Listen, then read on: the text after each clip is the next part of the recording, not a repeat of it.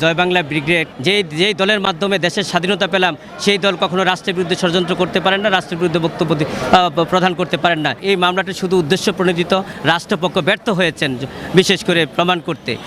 জয় Bangla brigade এবং রাষ্ট্রদ্রোহিতার মামলার ধার্য তারিখ ছিল, আজকে আসামিদের নিয়ে আসা হয়েছিল। আমরা বিশেষ করে এক্স এমপি সাবিনা আক্তার তুহিন সহ আসামিদের পক্ষে আমাদের লানেটর আছেন, তারা জামিন শুনানি করেছেন। আমরা জামিন শুনানি করেছি। আমরা বলেছি যে এই মামলার সাথে আজকের যে আসামি কোনো সম্পৃক্ত নেই, তার বিশেষ করে লিঙ্ক দিয়েছেন, মোবাইলে কথা বলেছেন, এই ধরনের ডকুমেন্ট রাষ্ট্রপক্ষ ব্যর্থ হয়েছেন বিশেষ করে প্রমাণ করতে। সুতরাং এই মামলাটি শুধু উদ্দেশ্য প্রণোদিত এবং হয়রানি করার জন্য এই মামলায় সম্পৃক্ত করা হয়েছে। এই মামলাটি আপনারা দেখেছেন একটি জুম মিটিংয়ে কেন্দ্র করে এই মামলাটি হয়েছে, যেখানে জুম মিটিংয়ে আমাদের বিরুদ্ধে অভিযোগ করা হয়েছে আমরা রাষ্ট্রের বিরুদ্ধে ষড়যন্ত্র করেছি, রাষ্ট্রের বিরুদ্ধে বক্তব্য দিয়েছেন। আসলে সেটা সঠিক নয়।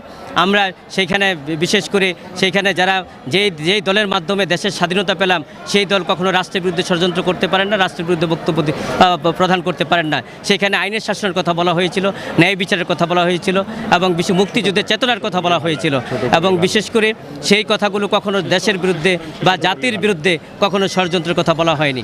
আমরা জামিন চেয়েছি, বিজ্ঞান জামিন নামঞ্জুর করেছেন এবং বিশেষ করে এর এগেনিস্টে আমরা মনে করি ন্যায় বিচার হতে আমরা বঞ্চিত হয়েছি, আইনের শাসন প্রতিষ্ঠিত হয়নি। আমরা তার এগেনিস্টে উচ্চ আদালতে যাব। আমরা আশা করি আমাদের সাবমিশন উচ্চ আদালতে দেখলে উচ্চ আদালতে আমাদের ন্যায় বিচার প্রতিষ্ঠিত হবে। দেশে দেশে সবার সাথে দ্য নিউজ।